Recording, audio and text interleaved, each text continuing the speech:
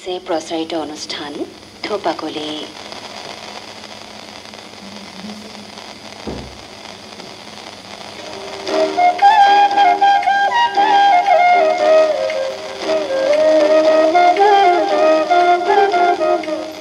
এয়া আকাশবাণী যোৰহাট মইনাসকল, তোমালোক সকলোলৈকে দিগন্ত বৰাই মৰম যাচি আৰম্ভ কৰিছো আজিৰ থোপাকলি অনুষ্ঠান।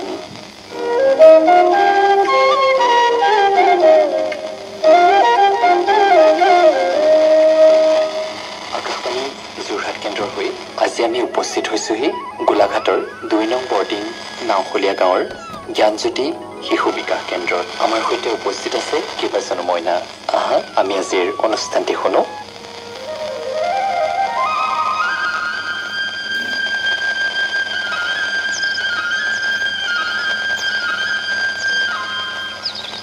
আজি থোপাকলি অনুষ্ঠানত আমাৰ মাজত উপস্থিত আছে জ্ঞানজ্যোতি শিশু বিকাশ কেন্দ্ৰৰ কণ মইনাসকল। আমি কণ মইনাসকলৰ সৈতে কথা পাতিব বিচাৰিছো। প্ৰথমে তোমালোকৰ খবৰ জানি লওঁ। ভালনে তোমালোকৰ? খুব ধুনীয়াকৈ কৈছা তোমালোকে ভাল বুলি। আশা কৰিছো তোমালোক সঁচাই ভালেই আছা।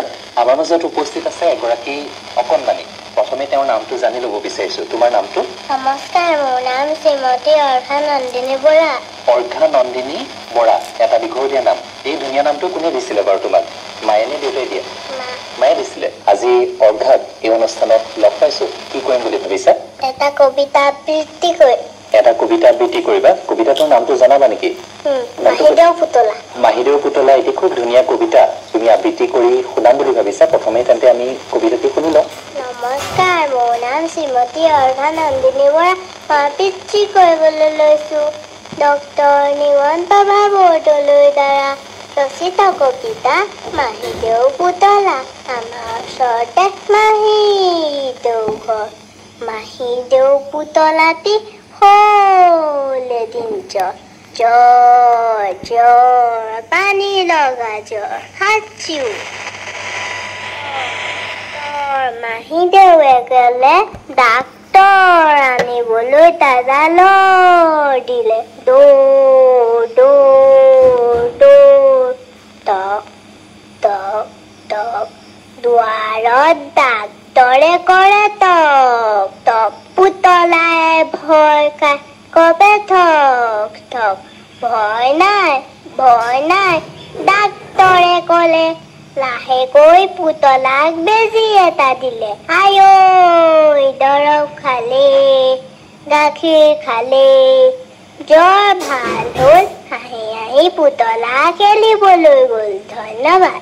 অৰ্ঘা, তোমালৈ ধন্যবাদ জনাইছো। খুব ধুনীয়াকৈ তুমি কবিতাটি আবৃত্তি কৰি শুনালা। এইবাৰ আন এজন মইনাৰ ওচৰলৈ আহিছো। তেওঁ এটি বৰগীত পৰিৱেশনৰ কাৰণে সাজু হৈ আছে। আমি যেতিয়া ইয়াত উপস্থিত হৈছিলোহি তেওঁ জনাইছিলে এটি বৰগীত পৰিৱেশনৰ কথা। আমি প্ৰথমে তোমাৰ নামটো জানি ল'ব বিচাৰিছো। মোৰ নাম হৈছে শ্ৰী উদয়ন প্ৰতিম শইকীয়া। উদয়ন কোন শ্ৰেণীত পঢ়ি আছা? মই ৫ম শ্ৰেণীত পঢ়ি আছো।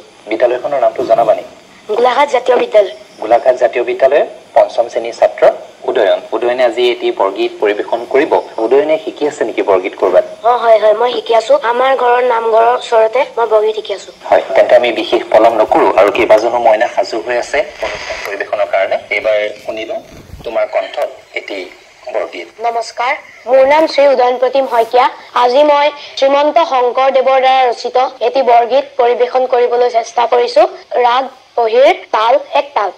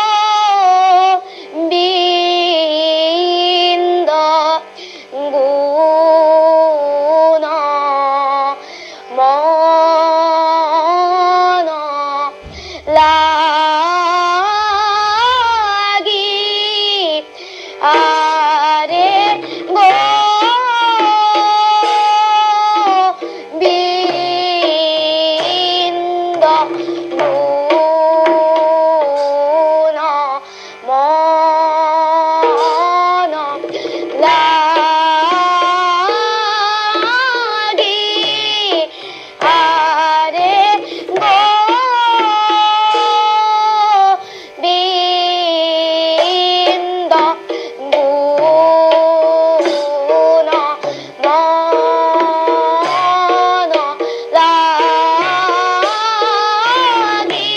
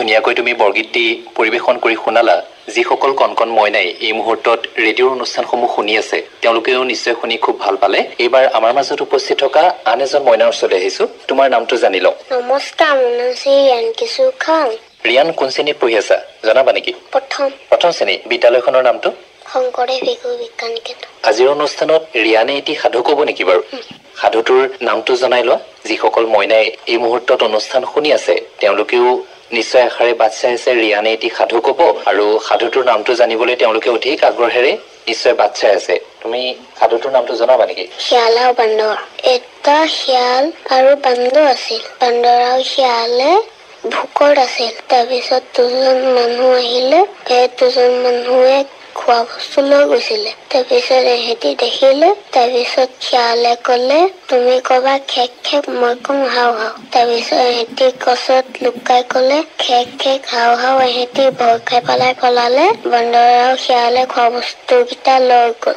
তাৰপিছত বান্দৰে গছত উঠি খোৱা বস্তুবোৰ খাই আছে শিয়ালকো গছত উঠিব নোৱাৰে নহয় সেইকাৰণে শিয়ালে ক'লে মোকো অকণমান দিয়া তাৰপিছত বান্দৰে ক'লে দিছো তাৰপিছত কলৰ বাকলি এটা দিলে তাৰপিছত শিয়ালে ক'লে তুমি যে কলৰ বাকলি দিছা তাৰপিছত ক'লে বান্দৰে মাটিয়ে খালে হপায় তাৰপিছত আকৌ এটা কলৰ বাকলি দিলে শিয়ালে ক'লে আকৌ এটা দিলা দেখো তাৰপিছত বোলে আকৌ মাটিয়ে খালে তাৰপৰা শিয়ালৰ খং উঠিলে অলপ পিছত শিয়ালে ভেন্দি লৈ আহিলে তাৰপৰা ভেন্দিবোৰ থৈ বান্দৰ আহিলে তাৰপিছত বান্দৰে ক'লে এইবোৰ কি তাৰপিছত ক'লে ৰজাৰ কুঁহিয়া তাৰপিছত বান্দৰে ক'লে অকণমান টেষ্ট কৰি চাওঁ নি তাৰপিছত শিয়ালে ক'লে নকৰিবা নহ'লে মোক ৰজাই মাৰিব তাৰপিছত ক'লে অকণমান খাওঁ তাৰপিছত শিয়ালে ক'লে হ'ব অকণমান খোৱা তাৰপিছত শিয়াল গছত লুকালেগে তাৰপিছত সেই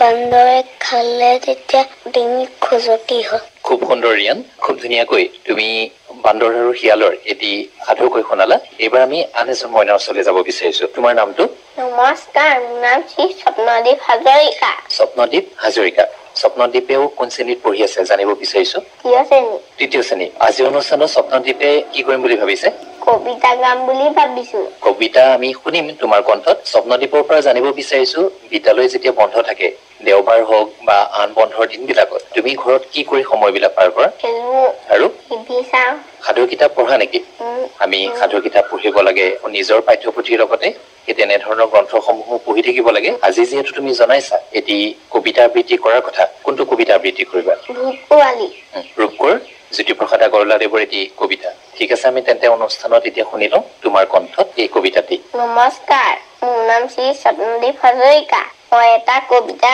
গাবলৈ লৈছো কবিতাটোৰ শিৰোনাম কুকুৰ সপোন ভূত পোৱালি কবি জ্যোতিপ্ৰসাদ আগৰৱালা মা মই সপোনত দেখিলো দুটা ভূতৰ পোৱালি আৰু দুজনী নাক জিলিকা চকু তেলেকা পিলিকা পিলিকা টিলিকা টিলিকা লখিমী ছোৱালী এটা কলা এটা বগা নাঙত পিঙত ভূত কথা পাতে টাকুত টাকুত কুট ইটোৱে মা নাক জোকাৰি ক'লে পুত পুত এটাই ক'লে মা ধুত ধুত দেখিবলৈ এনে ভাল ভূত পোৱালি নাচ কিবা কিবি গান গাই ফুচ ফুচ ফাচ মনে মনে কাম কৰে খোজ খাচ খাচ ধন্যবাদ আন এগৰাকী অকণমানিৰ ওচৰলৈ আহিছো আজিৰ অনুষ্ঠানটিৰ কাৰণে খুব ধুনীয়াকৈ সাজি কাচি আহিছে তোমাৰ নামটো জানি ল'ব বিচাৰিছো নমস্কাৰ মোৰ নাম শ্ৰীমতী নিমিষা তৰংগিনী বৰা বৰা এটা দীঘলীয়া নাম নিমিষা কোন শ্ৰেণীত পঢ়ি আছা দ্বিতীয় শ্ৰেণী নিমিষাৰ পৰা জানিব বিচাৰিছো তুমি ঘৰত যেতিয়া থাকা মাক কিবা কামত সহায় কৰি দিয়া নেকি কি কামত সহায় কৰা যেতিয়াবা মায়ে খাই থাকে তেতিয়া মই সৰা জাবৰ পেলোৱা বস্তুটো আনি দিওঁ আমি যিবিলাক কাম কৰি মাক দেউতাক সহায় কৰিব পাৰো এই কামবিলাক আমি কৰিব লাগে হয় নে নিজৰ পাঠ্যপুথিসমূহ পঢ়িবই লাগিব তাৰ লগতে আৰু সাধু কিতাপ পঢ়া নেকি কেতিয়াবা পঢ়া আজিৰ অনুষ্ঠানত তোমাক লগ পাইছো কি কৰিম বুলি ভাবিছা বৰগীত গাম বুলি ভাবিছো বৰগীত গাবা কোনজন মহাপুৰুষৰ বৰগীত পৰিৱেশন কৰিবা মাধৱদেৱৰ তেন্তে আমি অনুষ্ঠানত এইবাৰ তোমাৰ কণ্ঠত বৰগীতটি শুনি লওঁ মই মহাপুৰুষ শ্ৰী শ্ৰী মাধৱদেৱৰ ৰচিত এটি বৰগীত পৰিৱেশন কৰিবলৈ লৈছো। বৰগীতটিৰ ৰাগ ধনশ্ৰী তাল পৰিতাল।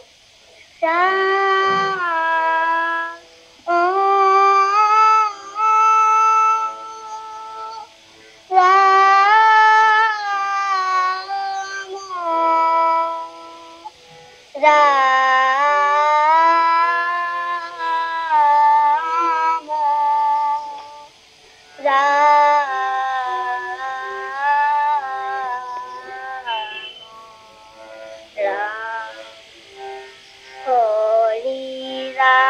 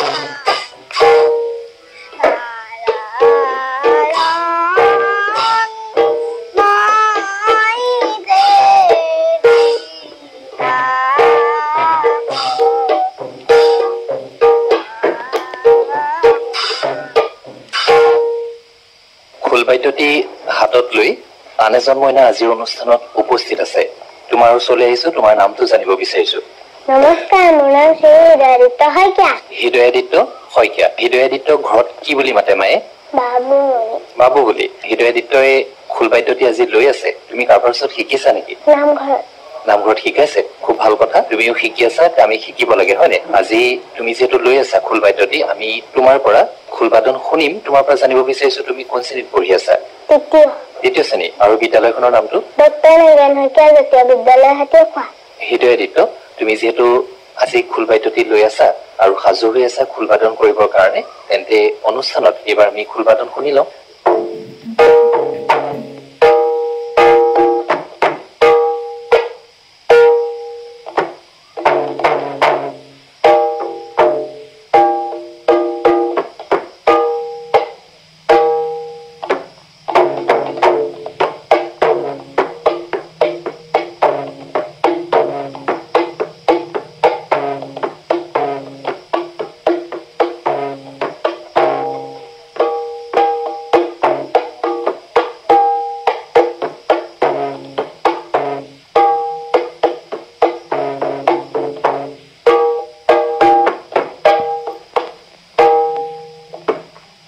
হৃদয়াদিত্য তোমালৈ ধন্যবাদ জনাইছো আৰু আনেগৰাকী অকণমানি ওচৰলৈ আহিব বিচাৰিছো তোমাৰ নামটো নমস্কাৰ মোৰ নাম শ্ৰীমতী দীপলিনা বৰা দীপলিনা আজিৰ অনুষ্ঠানলৈ তুমি কাৰ সৈতে আহিছা মা আহিছে লগত মাও আহিছে বৰমাও আহিছে আজিৰ অনুষ্ঠানত তুমি কি কৰিবা কবিতা আবৃত্তি কৰিবা কোনটো কবিতা আবৃত্তি কৰিবা লঘুণ খুব এটি ধুনীয়া কবিতা একোকে নেখাওঁ আজি একেবাৰে ভোক নাই আমি শুনিম তোমাৰ কণ্ঠত কবিতাটো তুমি কি কৰি ভাল পোৱা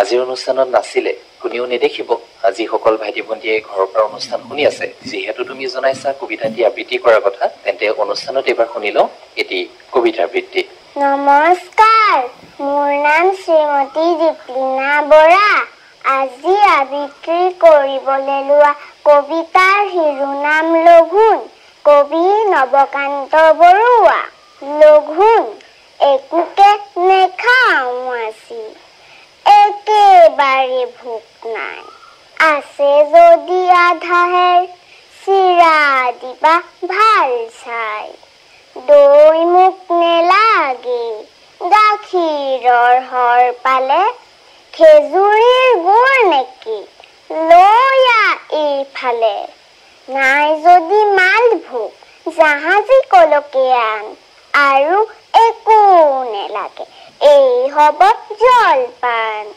আজি যদি অহা নাই ভীম সিং পালোৱান তাৰ বাবে ভাজি থোৱা দুটামান আলুৱান পাপৰ আছিল বোলে আঙঠা ঠেকচোন আচাৰো ওলাব পাৰে বিচাৰিলে চুকুন ৰৌ মাছ ভজা আছে তাৰো দুচকল দে এই হ'ব লঘুণত আৰু একো নেলাগে নমস্কাৰ